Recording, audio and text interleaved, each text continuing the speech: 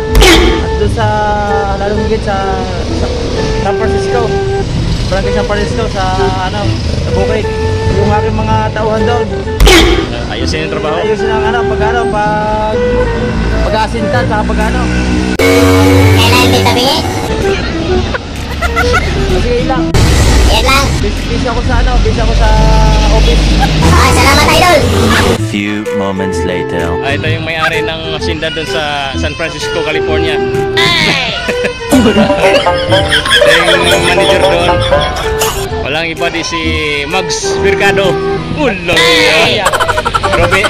Robin Padilla ng Lipa City, Batangas. Alam mo to?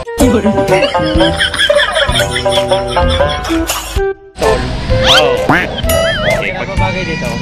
Oh. Talagang mga birada parang Robin talaga eh. Ano bang balita doon sa atin? Ayos lang naman. Kontrolado ko ang mga bagay doon. Talaga naman talagang hawak mo sa iyong mga kamay ang wala namang krimen. Wala naman. Walang krimen. Mga kaganapan lang. Pero pwede man takot. Oo. Saka bawal ang sa tabahay, diba? Bawal ang kalokohan doon Oo. Minsan lang. Pwede mang babae, huwag lang magdodroga. Huwag lang mga lalaki. Pwede mang bayot. Di ko alam na joker pala si Robin Padilla. Tol. Alam mo tol, alam mo, artista nga tayo. Mapaksan at mapadrama. Kuwela lagi kuwela. Magaling para ang matuwa kupal naman ka. Nahamo ko si Sino? Si Magagago? Hindi. Ito si Francis Leo.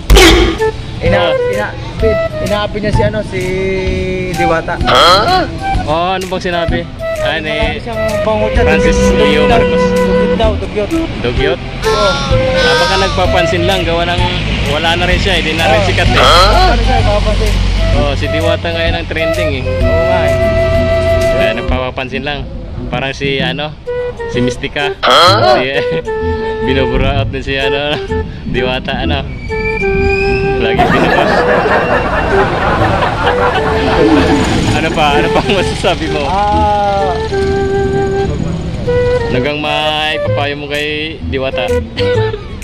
Ay kailangan niyang kailangan parang di sa mga mapintasan di kailangan niyang ayusin at linisin. Pagbutihin ng kanyang Paris kanyang tindahan. Tindahan. Para di naman siya mapulaan. Ayun lang. Oo. Maraming salamat idol. Salamat. Idol Robin Padilla ng San Francisco, Lipa City, Batangas, Philippines. Kompleto yan Ang tagal ng aking driver. Nandito lang sa sakyan. Ang driver ko ang tagal. Pakitawag ka.